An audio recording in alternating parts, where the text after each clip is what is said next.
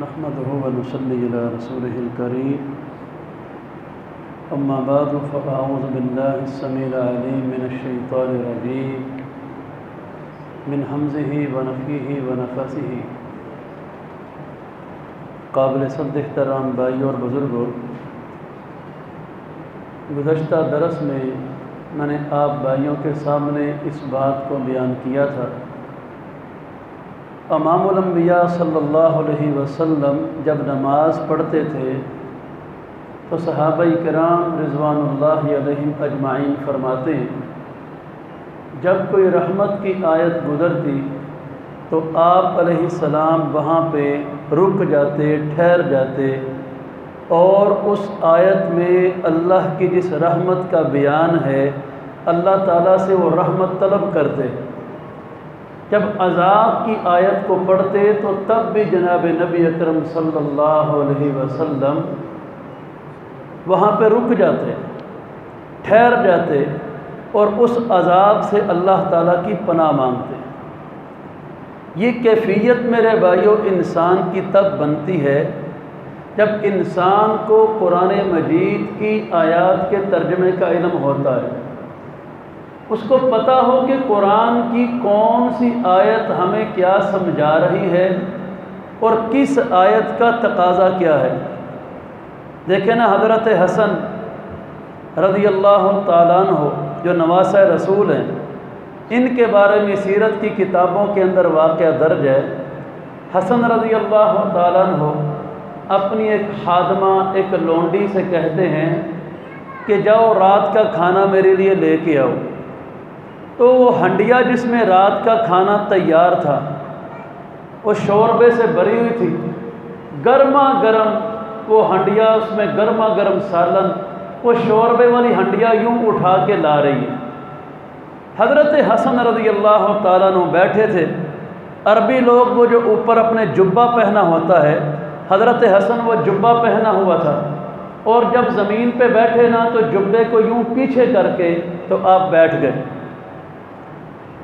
گھروں میں اس وقت اس طرح لائٹیں تو تھی نہیں، ایک چراغ تھا جو حضرت حسن کے کمرے میں جل رہا تھا۔ وہ لونڈی وہ ہنڈیا کو لے کے آئی، اس کی ساری توجہ ہنڈیا کے اوپر تھی کہ شوربہ کہیں گر نہ جائے۔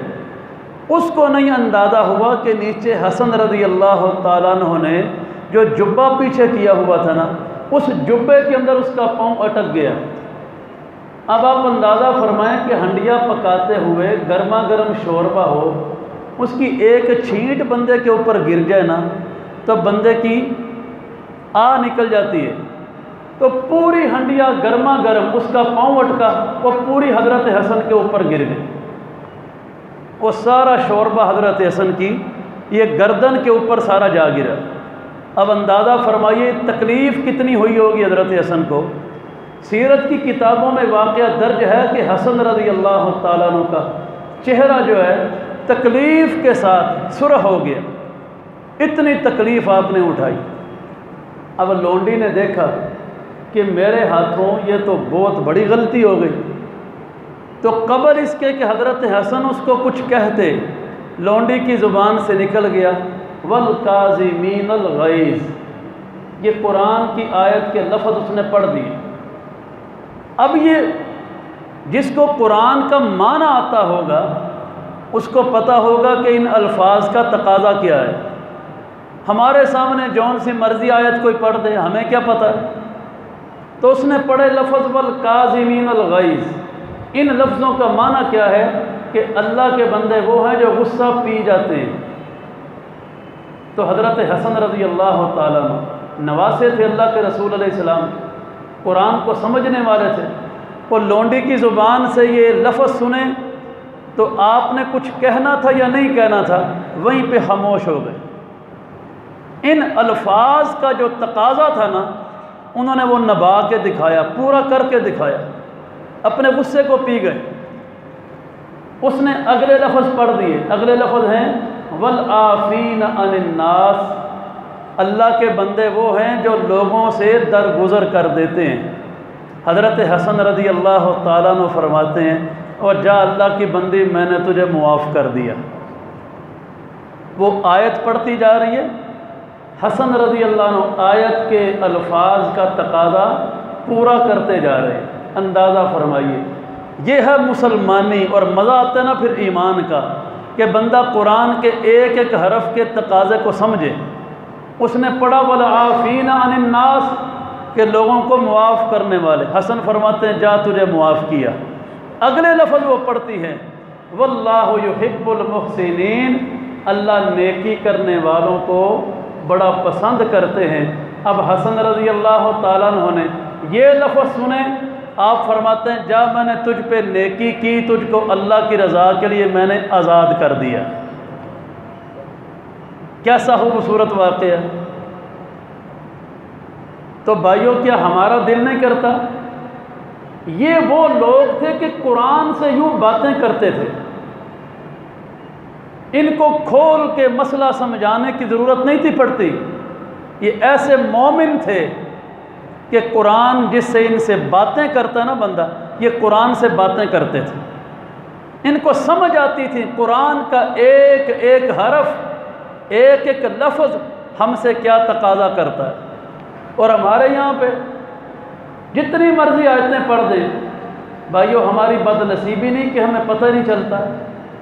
تو اس لیے میرے محترم بھائیو، اپنی زندگیوں میں خدا را اپنی زندگیوں میں قرآن مجید کو ٹائم دیں، اللہ کی اس کتاب کو سمجھیں، اللہ کی اس کتاب سے محبت پیدا کریں، اپنی زندگی کو ایسا بنانے کی کوشش کریں کہ قرآن کوئی پڑھنے والا ہو، ہمیں ایک ایک لفظ پتہ چلے کہ لفظ ہم سے تقاضا کیا کرتے ہیں، یہ آیت ہمیں کیا حکم دیتی ہے، اللہ ان لفظوں میں مجھے اور آپ کو کیا سمجھاتے ہیں۔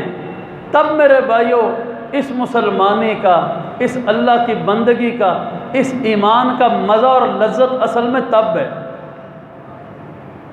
تو میرے محترم بھائیوں، اس لیے گزارش ہے، میں پچھلے بھی 2-3 دروس سے یہ گزارش کر رہا ہوں کہ قرآن کے فہم کو، قرآن کے علم کو سیکھنے کی میرے بھائیوں کوشش کریں۔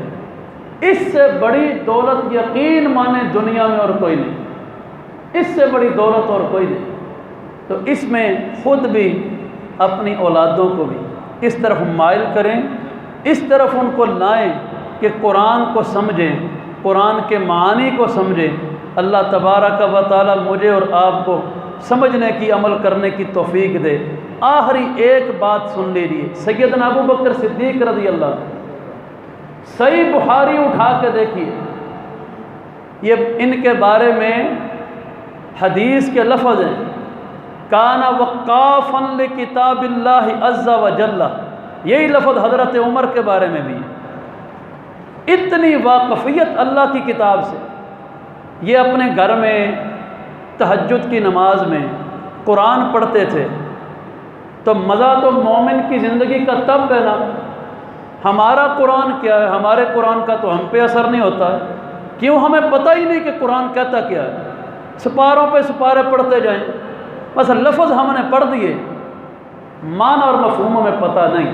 اور ابو بکر جب تہجد کی نماز میں قرآن پڑھتے تھے، اس طرح رو رو کے پڑھتے تھے، کافروں کی عورتیں، کافروں کی، آپ صحیح بخاری اٹھا کے پڑھیے، کافروں کی عورتیں، مسلمانوں کی نہیں، ارد گرد کے گھروں کی کافروں کی عورتیں چھتوں پہ کھڑی ہو کے ابو بکر صدیق کے قرآن کو سن رہی ہوتی تھی۔